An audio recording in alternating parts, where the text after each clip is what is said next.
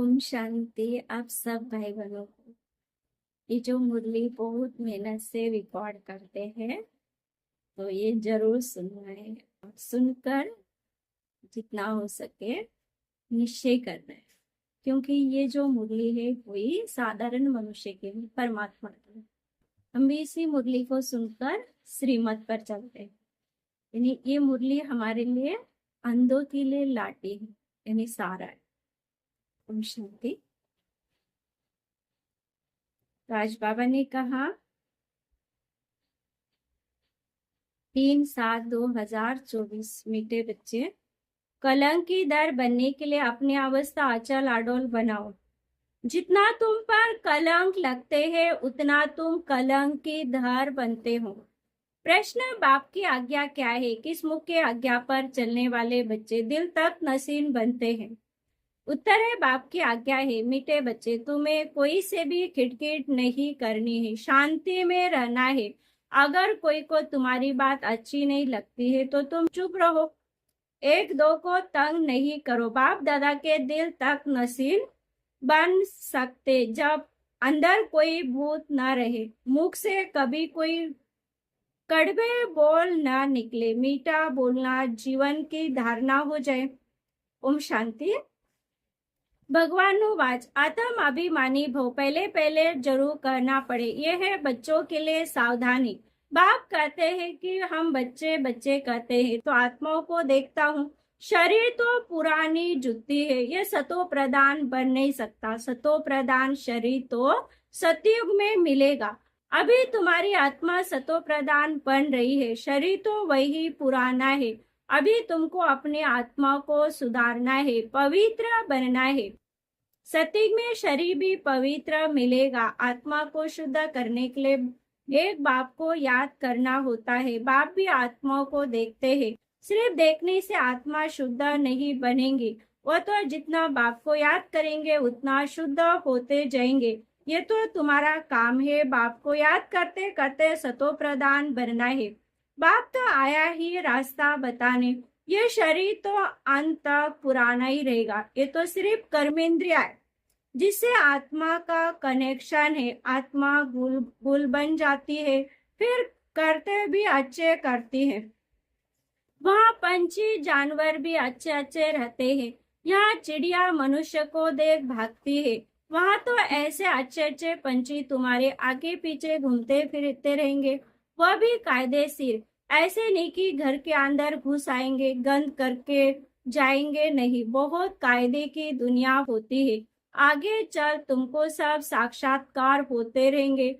अभी मार्जिन तो बहुत बड़ी है। स्वर्ग की महिमा तो अपरम अपार है, बाप की महिमा भी अपरम अपार है, तो बाप के प्रॉपर्टी की महिमा भी अपरम अपार है। बच्चों को कितना नशा चढ़ना चाहिए। बाप कहते हैं, मैं उन आत्माओं को याद करता हूँ जो सर्विस करते हैं, वो ऑटोमेटिकली याद आते हैं। आत्मा में मन बुद्धि है ना, समझते कि हम फर्स्ट नंबर की सर्विस करते या सेकंड नंबर की करते हैं, ये सब नंबर वार समझते हैं। कोई तो म्यूजियम बनाते हैं, प्रेसिडेंट गवर्नमेंट आदि के पास जाते हैं, जरूर अच्छी रीति समझाते होंगे। सब में अपना अपना गुण है, कोई में अच्छे गुण होते तो कहाँ जाता है, तो कितना गुणवान है। जो सर्विसेबल होंगे वह सदैव मीठा बोलेंगे, कड़वा कभी बोल नहीं सकेंगे। जो कड़वा बोलने वाले हैं उनमें भूत है, देह अपमान है, नंबर 1 है, फिर उनके पीछे और भूत प्रवेश करते हैं। मनुष्य बदचलन भी बहुत चलते हैं। बाप कहते हैं, इन विचारों का दोष नहीं है, तुमको मेहनत ऐसी करनी है जैसे कल्पा पहले की है। अपने को आत्मा समझ बाप को याद करो, फिर आहिस्ते आहिस्ते सारे विश्व की डोर तुम्हारे हाथ में आने वाली है। ड्रामा का चक्र है, टाइम भी ठीक बताते हैं, बाकी बहुत कम समय बचा है। वो लोग आजादी देते हैं तो 2 टुकड़ा कर देते हैं, आपस में लड़ते रहते हैं, नहीं तो उन्हों का बारूद आदि कौन लेगा। ये भी उन्हों का व्यापार है ना, ड्रामा अनुसार ये भी उन्हों की चालाकी है। यहाँ भी टुकड़े टुकड़े कर दे, वह कहते हैं टुकड़ा हमको मिले, पूरा बंटवारा नहीं किया गया है। इस तरह पानी जाते जाता है, खेती बहुत होती है, इस तरह पानी कम है, आपस में लड़ पड़ते हैं, फिर सिविल वार हो पड़ती है, झगड़े तो बहुत होते हैं। तुम जब बाप के बच्चे बनते हो, तुम गाली खाते हो। बाबा ने समझाया था, अभी तुम कलंक की धर बनते हो, जैसे बाबा गाली खाते हैं, तुम भी गाली खाते हो, ये तो जानते हो। इन विचारों को पता नहीं कि ये विश्व के मालिक बनते हैं। 84 जन्म की बातों बहुत सहज है, आप ही पूजे आप ही पुजारी तुम बनते हो। कोई की बुद्धि में धारणा नहीं होती है, ये भी ड्रामा में उनका ऐसा पार्ट है। कर क्या सकते, कितना भी माता मारो परंतु ऊपर चढ़ नहीं सकते। तदबीर तो कराई जाती है, लेकिन उनकी तकदीर में नहीं है। राजधानी स्थापन होती है, उनमें सब चाहिए। ऐसा समझदार शांत में रहना चाहिए, कोई से भी खिटपिट की बात नहीं, प्यार से समझाना पड़ता है, ऐसे न करो, ये आत्मा सुनती है। इससे और ही पद कम हो जाएगा। कोई कोई को अच्छी बात समझाओ तो भी शांत को अशांत को पढ़ते हैं, तो छोड़ देना चाहिए। खुद भी ऐसा होगा तो एक दो को तंग करता रहेगा, ये पिछाड़ी तक रहेगा। माया भी दिन प्रतिदिन कड़ी होती जाती है, महारथी से माया भी महारथी होकर लड़ती है। माया के तूफान आते हैं, फिर प्रैक्टिस हो जाती है।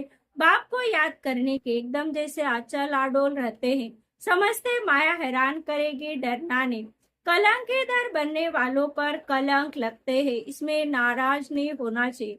अखबार वाले कुछ भी खिलाफ डालते हैं, क्योंकि पवित्रता की बात है।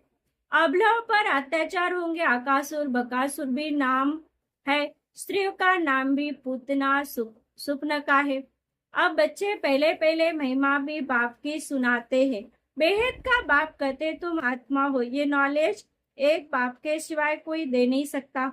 रास्ता रचना का ज्ञान, ये है पढ़ाई, जिसे तुम स्वदर्शन चक्रधारी बन चक्रवर्ती राजा बनते हो।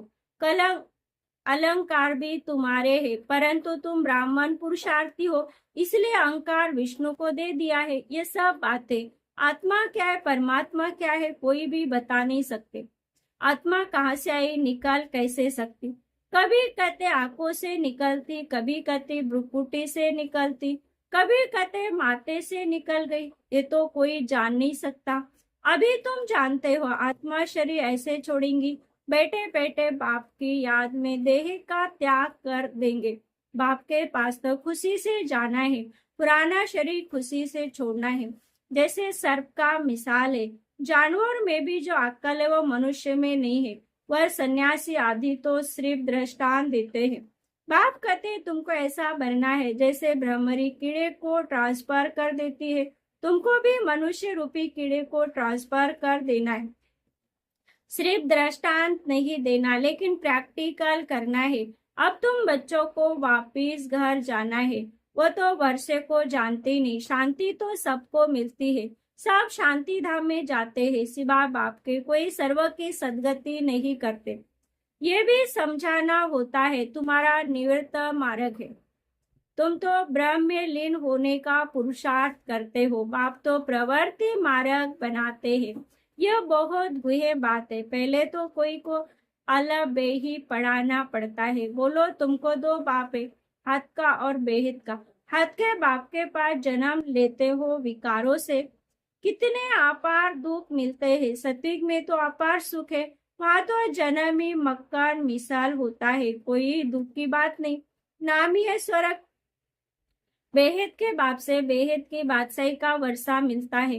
पहले सुख है पीछे दुख है, पहले दुख फिर सुख करना रॉन्ग है। पहले नई दुनिया स्थापन होती है, पुरानी थोड़ी स्थापन होती है। पुराना मकान कभी कोई बनाते हैं क्या, नई दुनिया में तो रावण हो न सके, ये भी बाप समझाते हैं। तो बुद्धि में युक्ति हो, बेहद का बाप बेहद का सुख देते हैं, कैसे देते आओ तो समझाए, करने की तो युक्ति चाहिए। दुखधाम के दुखों का भी तुम साक्षात्कार कराओ, कितने आता दुख है, अपरम नाम ही दुखधाम है, इनको सुखधाम कोई कर नहीं सकता। सुखधाम में श्री कृष्ण रहते हैं, श्री कृष्ण के मंदिर को भी सुखधाम कहते हैं।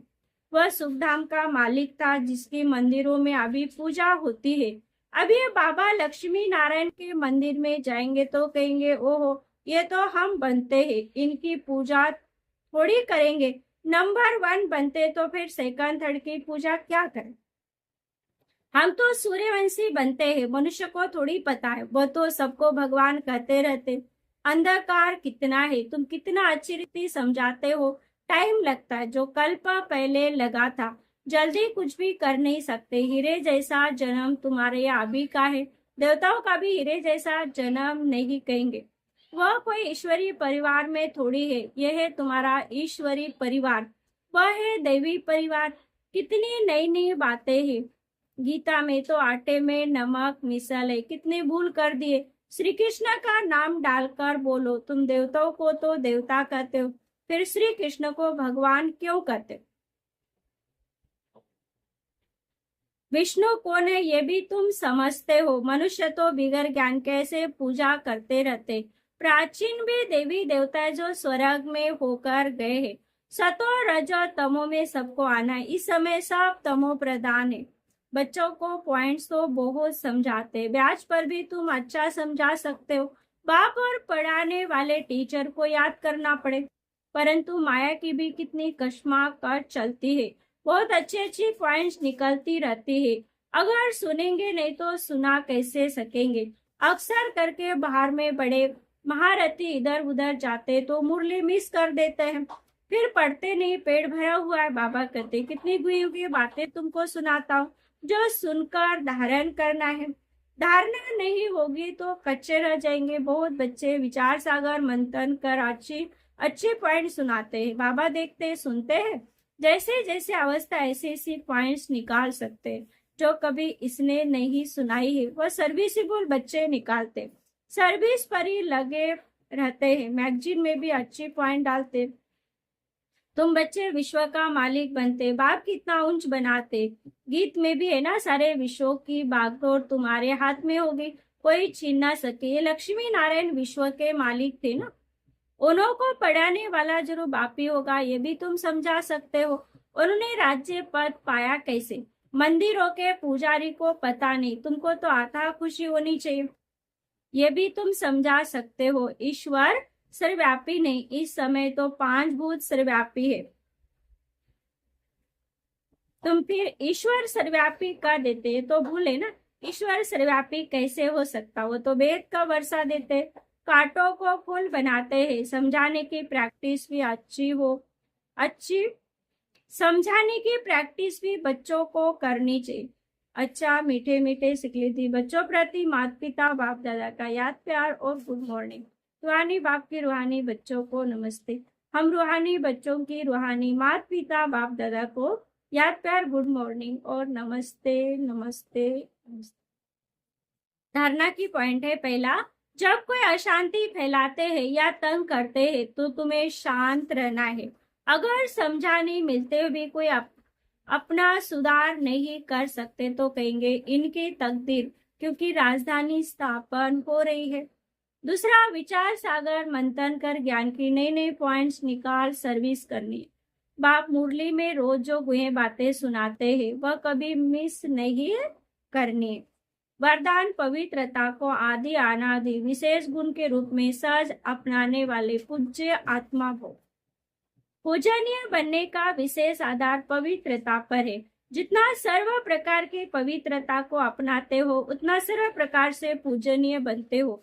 जो विधि पूर्वक आदि अनादि विशेष गुण के रूप से पवित्रता को अपनाते हैं वही विधि पूर्वक पूजे जाते हैं। जो ज्ञानी और अज्ञानी आत्माओं के संपर्क में आते पवित्र वृत्ति दृष्टि वाइब्रेशन से यथार्थ संबंध संपर्क निभाते हैं। स्वप्न में भी जिनकी पवित्रता खंडित नहीं होती है वही विधि पूर्वक पूजे जाते हैं। स्लोगन है, व्यक्त में रहते अव्यक्त फरिश्ता बनकर सेवा करो तो विश्व कल्याण का कार्य तीव्र गति से संपन्न हो। ओम शांति।